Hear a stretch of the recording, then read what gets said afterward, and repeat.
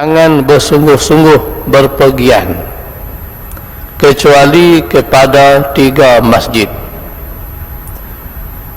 Yang pertama masjidku ini, itulah Masjid Nabawi di Madinah. Yang kedua Masjidil Haram yang terletak di Makkah Al-Mukarramah.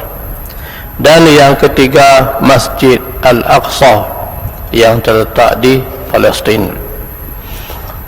Jadi tuan-tuan sekalian, hadis kita pagi ini Nabi menceritakan tentang kelebihan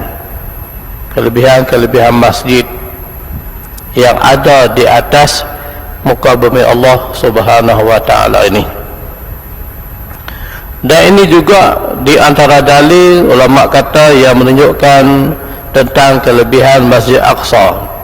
Dan ia juga merupakan bumi mahsyar dan kebangkitan. Mahsyar ni tuan-tuan, Masjid Aqsa di Palestin ni maknanya di antara disebut sebagai bumi mahsyar. Kita akan berhimpun di situ. Suasana yang berbeza pada hari ini. Jadi tuan-tuan sekalian, daripada Ibnu Majah, daripada Maimunah hamba Rasulullah sallallahu alaihi wasallam, dia pernah berkata, dia tanya Nabi, "Ya Rasulullah, sebutkan kepada kami tentang Baitul Maqdis." Maimunah ni tuan-tuan, dia kata ke Rasulullah, cerita kat kami tentang Baitul Maqdis ni macam mana. Yang di situ yang kata Masjid Aqsa tu. Baik. Maka Rasulullah bersabda, "Ardul mahsyari wal mansyari, utuhu fasallu fihi, fa inna salatan fihi ka'alfi salatin fi ghairihi." Artinya ia adalah bumi mahsyar dan kebangkitan. Itu Baitul Maqdis, bumi mahsyar dan kebangkitan. Datangnya ia dan kerjakanlah solat padanya, kerana solat padanya seperti 1000 solat di tempat lain. Ditanya Nabi tentang Baitul Maqdis, maka Nabi sebut, Nabi kata ia adalah bumi mahsyar dan bumi kebangkitan. Itu Baitul Maqdis tuan-tuan. Masjid Aqsa yang sekarang ini terletak, yang Palestin terletak Masjid Aqsa. Sampai hari ini tidak dikuasai oleh umat Islam, maknanya dijajah oleh Yahudi laknatullah. Sebab tu hari-hari berlaku pembunuhan yang dilakukan oleh Yahudi terhadap umat Islam di sana. Dia tak kira siapa, budak ke, orang dewasa ke, wanita ke, laki-laki ke, uzuk dan sebagainya, dia tak kisah. Itu puak Yahudi. Jadi ada ulama pernah ditanya, dia kata, kenapakah sampai hari ini Palestin masih di bawah cengkaman Yahudi, Israel laknatullah? Kenapakah dia kata Allah tak tolong lagi? Ditanya ulama tu, sebab apa dia kata Allah tak tolong lagi supaya orang Yahudi ni kalah, orang Islam boleh kawal Baitul Maqdis macam sebelum ni.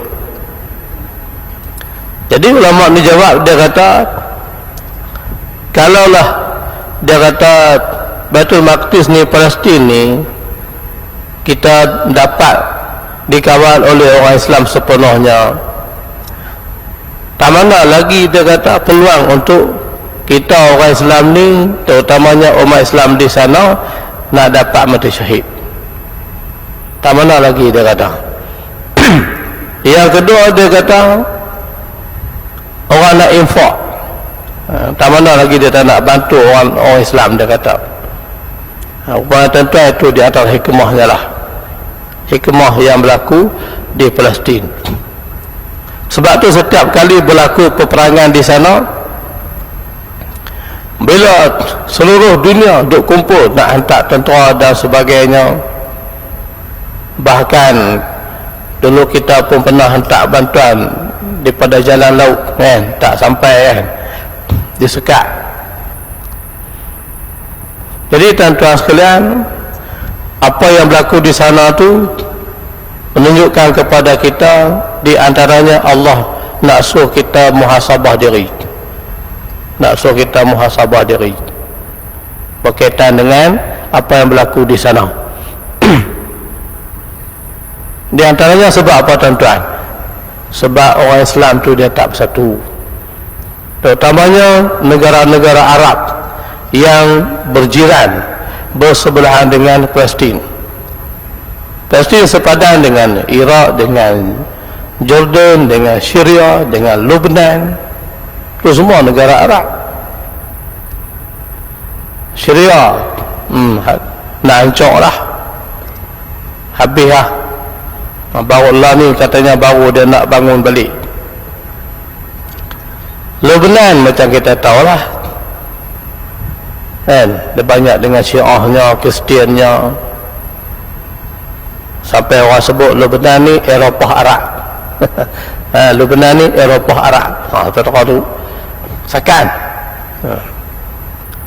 Jordan kaya, Iraq sampai hari ni tak stabil kerajaan dia. Jadi kalau kita sebut satu-satu keadaan negara-negara Arab hari ini, menunjukkan kepada kita pemimpin kepada negara itu sama-sama memimpin negara Arab ni, mereka masih tidak boleh bersatu di antara mereka.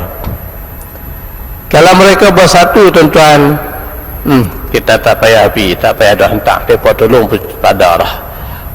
Sebab tu pejuang-pejuang Palestin bila ditanya, bila berlaku peperangan orang duk kumpul pekat nak pergi tolong, dia kata tak apa, anggota kami sudah cukup, dia kata. Cuma kami mengharapkan doa daripada saudara-saudara kami yang berada di luar daripada Palestin. Mereka mengharapkan doa daripada kita dan tuan sekalian. Semoga Allah memberi kekuatan kepada mereka untuk berhadapan dengan musuh. Baik. Jadi tuan-tuan sekalian, dalam hadis lain Rasulullah sebut, man arada an yanzura ila buqatin min buqa'il jannati falyanzuru ila Baitul Maqdis. Dalam hadis lain Nabi sebut berkaitan Aqsa ni, sesiapa yang ingin melihat kepada tanah daripada tanah syurga. Nabi sebut, siapa yang nak tengok tanah daripada tanah syurga, maka Nabi kata hendaklah ia melihat kepada Baitul Maqdis. Maknanya tanah Baitul Maqdis itu tuan-tuan di antara tanah-tanah syurga. Tu memang tuan-tuan di Palestin ni subur. Ada pesyarah masa belajar dulu ni daripada Palestin. Nama dia Abu Muhammad, Abu Farouk, Abu Mazin, ni di antara pesyarah-pesyarah daripada Palestin. Kalau dicerita Palestin tu tuan-tuan, sejarah Palestin tu, kata dalam kelas tu, kalau tak keluar air mata memang hati kerah ya. Pesyarah daripada Iraq, daripada Palestin. Kalau dia cerita sejarah Iraq, sejarah Palestin, keadaan umat Islam di Palestin, kalau ada dalam majlis tu tak keluar air mata, tanda sedih dan sebagainya, memang hati keras sungguh lah. Memang tuan sungguh kita kata apa, mengharumah, menyebabkan kita rasa sedih sungguh dengan apa berlaku di sana. Jadi Syekh Nani dia sebut, dia kata Palestin ni memang tanah dia subur. Sampai tu tepat tu dia kata kita boleh nak cangkui tanah tu, dia kata tak perlu pakai cangkui nak tanam, pakai dengan tangan lah. So, lembut dia kata lembut. Boleh cangkui dengan tangan. Nak macam kita nak tanam ubi ke apa ke, guna tangan. Tak payah guna cangkui, dia kata. Tengah tempat tu. Tu tuan-tuan sebab doa daripada sebab kenan Allah. Allazi barakna haulahu. Yang sebut dalam Quran tentang Isra wal Mi'raj. Subhanallazi asra bi 'abdihi. Subhanallazi asra bi 'abdihi laila minal masjidil harami ila al masjidil aqsa allazi barakna haulahu linuriyahu min ayatina. Maha suci Allah yang memperjalankan hambanya Nabi Muhammad daripada Masjid Haram ke Masjid Taqsin, Baitul Aqsa, Masjid Aqsa. Allazi barakna haulahu, yang kami berkati di sekelilingnya.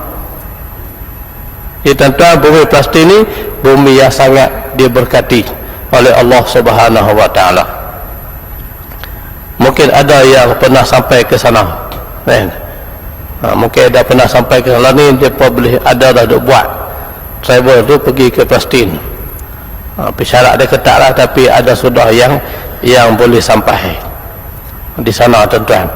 Jadi kelebihan sembahyang di Masjid Aqsa ni, tuan-tuan, macam Nabi sebut tadi, kita sebut tadi, 1000 seperti mana 1000 solat di tempat lain.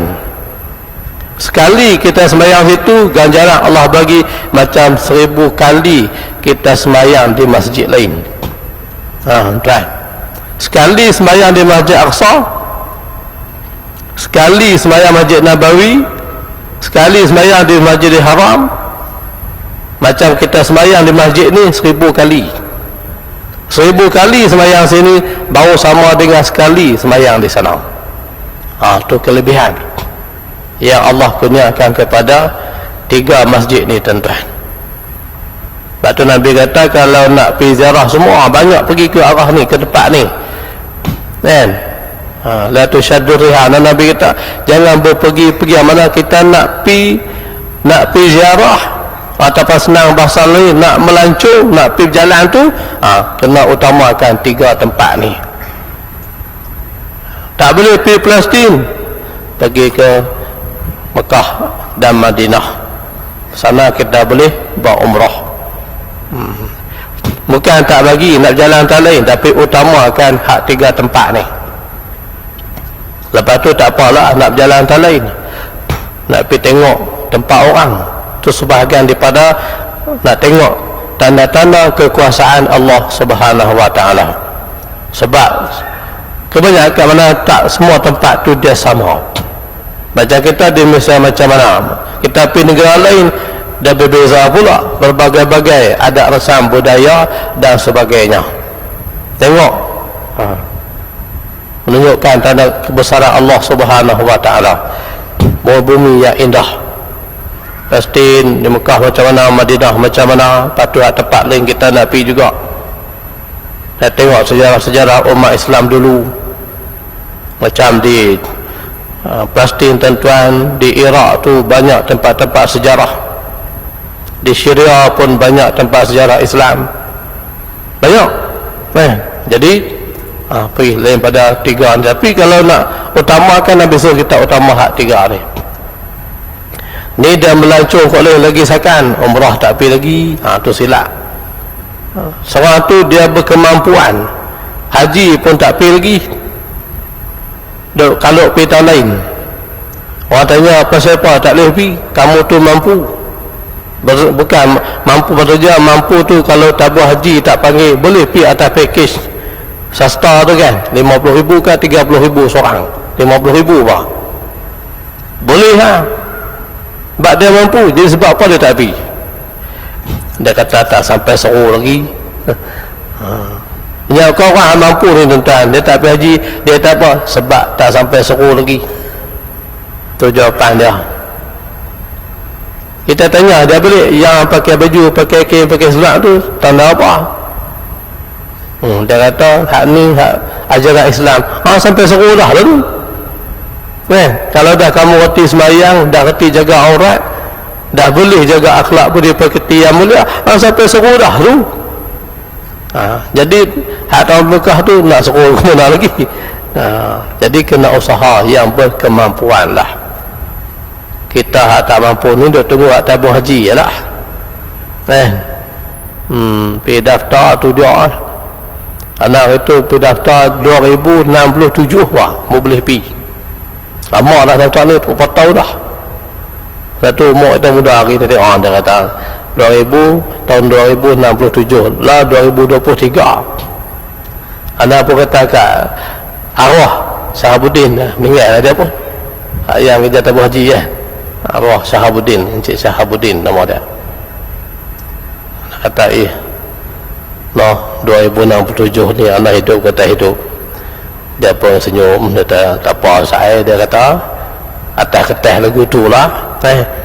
Dia pun bagi tarikh tu 70 tahun, tak apa esok dia kata kita ni tak ejah macam mana dia dah.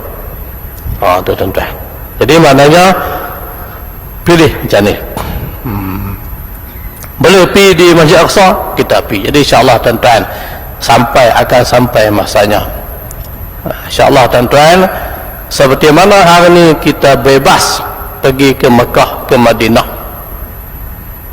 bebas mengerjakan ibadah di sana. InsyaAllah satu hari nanti kita akan rasai benda yang sama untuk kita sampai di Palestin. InsyaAllah tuan-tuan, dengan pertolongan Allah Subhanahu Wa Taala. Baik.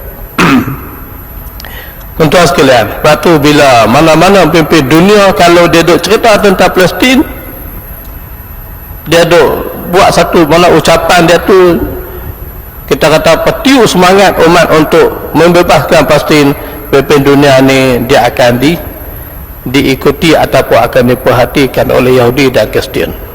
Dia bimbang macam sejarah Pakistan dulu tuan-tuan. Anda kenal Presiden Pakistan Ziaul Haq awal tahun 80-an ke atas 90 begitulah. Ziaul Haq ni Presiden Pakistan. Zaman dia jadi presiden tu tuan-tuan, dia ni tentera, dia jadi presiden. Zaman dia jadi presiden Pakistan tu tuan-tuan, dia buka pintu seluas-luasnya kepada umat Islam untuk tolong Afghanistan ketika tu duk perang dengan Rusia. Dia buka pintu sepadan seluruhnya, siapa nak masuk tolong pergilah. Masa zaman dia tuan-tuan, ramainya pemuda-pemuda, sahabat-sahabat negara yang pergi ke situ. Daripada Malaysia, pada Indonesia, Filipina, dia kata suruh apatah lagi orang Arab cukup ramai pergi bantu perang di sana. Zaman Ziaul Haq tu nak masuk sepadan tu, dia tak kisah sepadan Peshawar dengan Afghan tu, tak kena dia cok pasport apa masa tu. Entah masuk tolong sepadan macam kita tolong dengan Malaysia lah. Nak pergi Afghan ni, dia kena masuk, di antara senangnya masuk ke Pakistan, ke Peshawar. Dia buka pintu masuk, tak perlu duduk kalau apa. Ramai lah tuan-tuan, ulama-ulama pun ramai yang pergi, sebab dia bagi peluang untuk nak tolong Afghanistan, berjuang sahabat, tolong sahabat di sana untuk bebaskan Afghan daripada Rusia. Dan dia pernah sebut, dia kata aku menginginkan suatu hari nanti aku nak sembahyang Jumaat di Masjid Kabul, Masjid Biru Kabul. Dia sebut gitu lah, satu hari nanti aku teringin nak sembahyang Jumaat di masjid ni, dalam Masjid Kabul, macam masjid negara lah Afghanistan, terletak di tengah-tengah pusat bandar Kabul.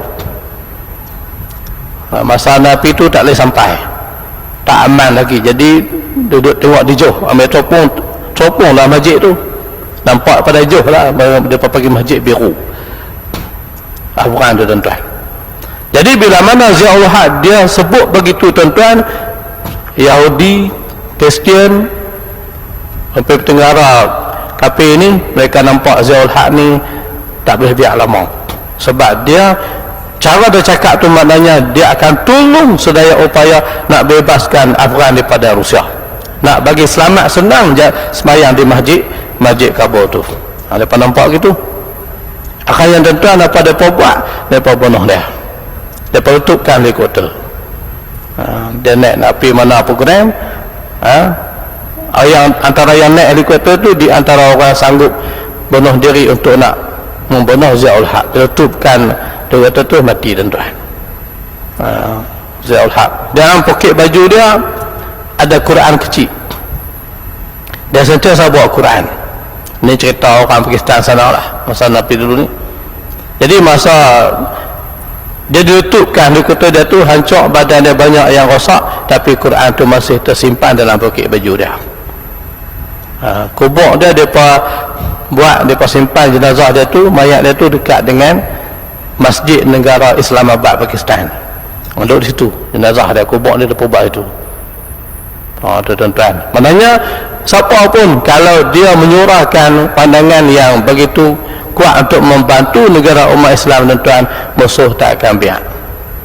Itu kata musuh kita. Sebab tu kita kena ingat kita hari ni, orang dulu tuan-tuan, dia berjuang bermati-matian, sanggup buat apa saja nak tahan musuh, nak sekat musuh, nak halang musuh jangan masuk dalam negara kita.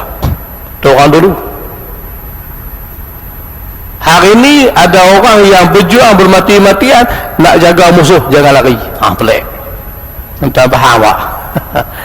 Orang dulu berjuang untuk jaga tahan musuh, jangan masuk, jangan masuk campur dengan urusan pentadbiran macam-macam. Hak negara kami ni, orang lain ni berjuang juga tapi nak jaga musuh, jangan bagi lari. Kalau musuh lari dia terjun. Tu hari ni dia jadi macam-macam. Tuan-tuan sekalian, maka sebab itu Baitul Maqdis ni kelebihannya Allah yang Maha mengetahui. Lepas tu kita tengok orang Palestin ni tuan-tuan, mereka hebat. Mereka hebat tuan-tuan. Di antara bahasa yang seronok kita bersembang, bahasa Arab ni Palestin. Anda duduk mengaji dulu tuan-tuan, Syekh daripada Syria ada, daripada Iraq ada, daripada Sudan ada, daripada Maghribi ada, daripada Mesir ada, Saudi pun ada, hak mengajak dalam kelas tu. Palestin pun ada. Di antara bahasa yang seronok kita dengar orang Palestin cakap Arab Fusha, kemudian Maghribi, kemudian Sudan, Eritrea pun sedap bahasa Arab dia. Tuan-tuan, alhamdulillah Allah bagi kat mereka. Baik, jadi tuan-tuan sekalian, maka sebab itu bila kita sebut Masjid Al-Aqsa ataupun Baitul Maqdis ni tuan-tuan, dia banyak sejarah di situ. Di antaranya disemadikan sebahagian besar daripada sahabat dan tabi'in. Di sana tu ada maqam para sahabat dan tabi'in. Di sana juga tuan-tuan terdapat sejarah kenabian dan kerasulan. Di bumi Palestin juga terletaknya maqam para nabi. Berapa maqam nabi yang terletak di Palestin. Baik, jadi kemudian tuan-tuan, di antaranya lagi yang kata Palestin ni tuan-tuan, sejarah Masjid Aqsa dengan Masjidil Haram. Nabi pernah ditanya Nabi pernah ditanya jarak masa di antara Masjidil Haram dengan Palestin, masjid mana yang dibina dulu, kemudian berapa puluh tahun selepas itu baru dibina masjid ni. Nabi ditanya tentang Masjidil Haram dengan Masjid Aqsa, berapa jarak dia.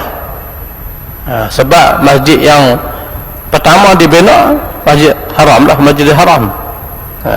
Jadi tuan-tuan, jarak Masjid Haram dengan Masjid Aqsa berapa tahun selepas itu, selepas terbinanya, selepas Nabi Ibrahim alaihissalam membina Masjidil Haram Kaabah tu, lepas tu dibina pula Nabi, kita panggil pada Masjid Aqsa yang dibina oleh Nabi Yaqub alaihissalam.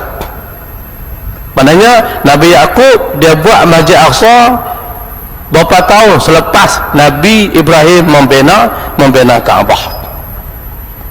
Ditanya kepada Nabi, maka Nabi sebut jarak dia adalah 40 aman. Nabi kata 40 tahun. Baik, selepas Nabi Ibrahim membina Kaabah 40 tahun selepas itu, maka Nabi Ishaq bin Yaqub membina Masjid Al-Aqsa.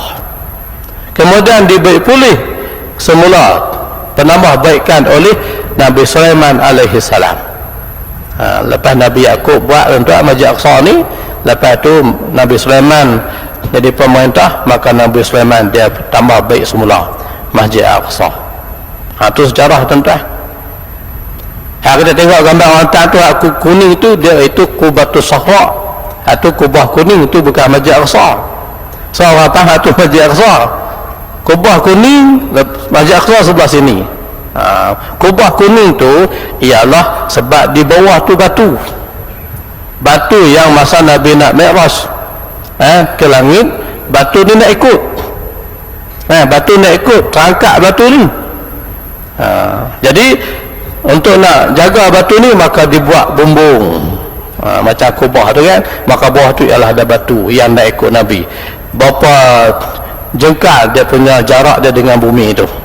Sebab batu nak ikut Nabi sama, terangkat batu ni tuan-tuan. Syekh Hanaf pasti dia sebut dulu, dia kata permulaan dulu ni, dia kata batu ni, dia kata orang boleh lalu ke bawah, boleh berjalan, kita berdiri ni boleh berjalan, terlalu tinggi dia kata dengan bumi. Tapi bila Palestin dah Yahudi ambil, dia kata dia nak sembunyikan benda-benda gitu, maka dia buat bangunan, katanya jarak tu tak jauh mana arah dengan bumi. Tu tuan-tuan. Jadi 40 tahun jarak antara Masjid Aqsa dengan Masjidil Haram. Tuan-tuan muslimin muslimat yang dirahmati Allah Subhanahu wa taala sekalian. Maka tuan-tuan, sebab apa Masjid Aqsa ni dia sangat diberkati, dia ada hubungan dengan sejarah kita. Kiblat yang pertama, Nabi semayang menghadap ke arah Baitul Aqsa, Masjid Aqsa tuan-tuan, selama ada ulama kata 16 bulan, ada ulama kata 17 bulan. Tu hak pertama. Lepas tu barulah Allah turunkan ayat memerintahkan Nabi SAW menghadap ke arah Masjidil Haram, itulah ke arah Kaabah. Sebab tu Masjid Aqsa juga disebut kiblat pertama umat Islam. Ada sejarah dia tuan-tuan.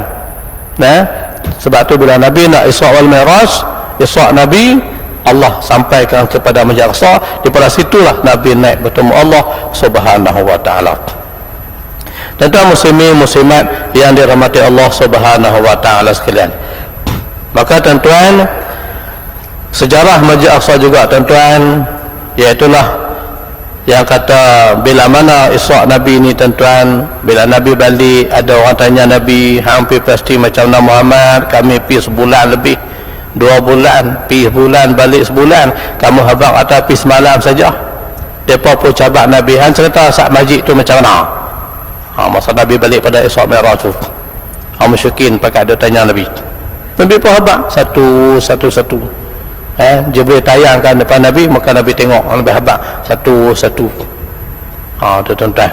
Jadi tuan-tuan sekalian, sebagai rumusan pengajaran hadis ni tuan-tuan, yang pertama, bermusafir dengan tujuan untuk melihat kebesaran Allah dan keindahan ciptanya adalah dituntut.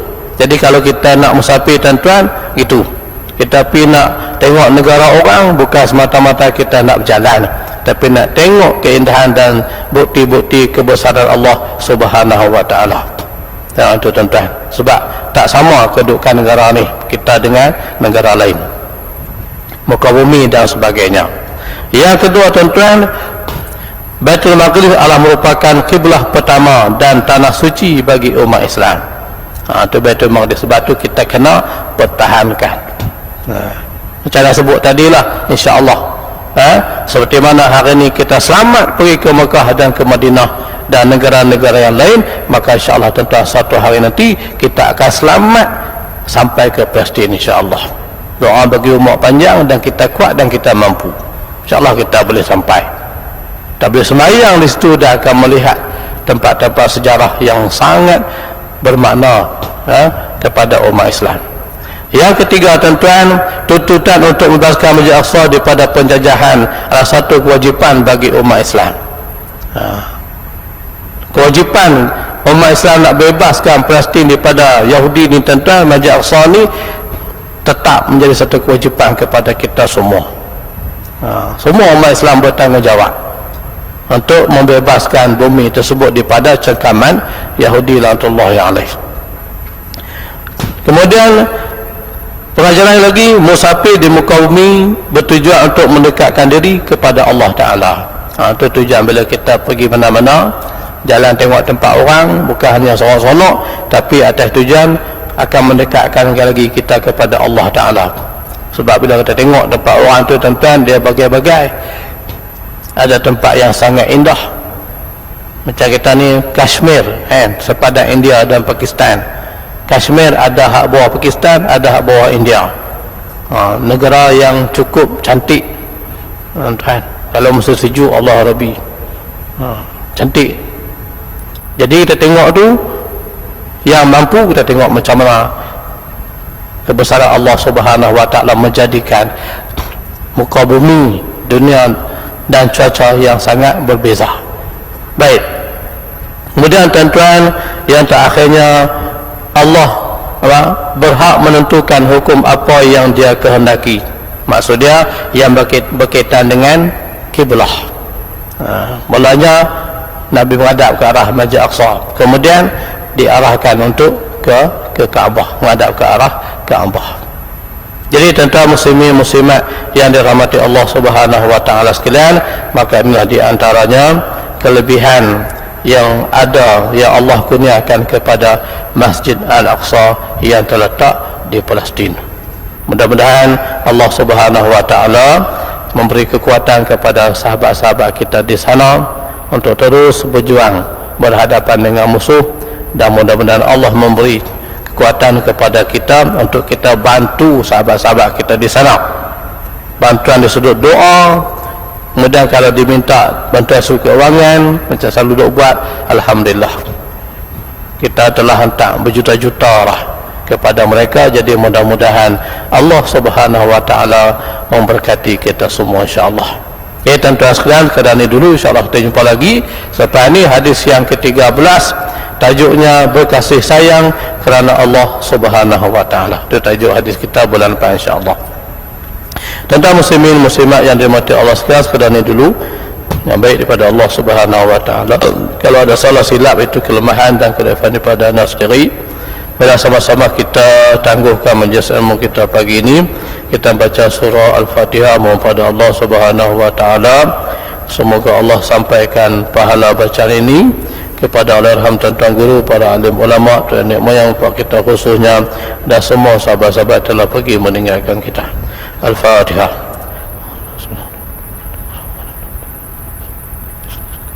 Siratal ladzina an'amta 'alaihim ghairil maghdubi 'alaihim. Amin. Allahumma azina, Allahumma afina makruh, Allahumma inna ala zikrika wa syukrika wa husni ibadatik. Rabbana atina fid dunya hasanah wa fil akhirati hasanah wa qina azaban nar. Walhamdulillahi rabbil alamin. Subhanallah. Assalamualaikum warahmatullahi wabarakatuh.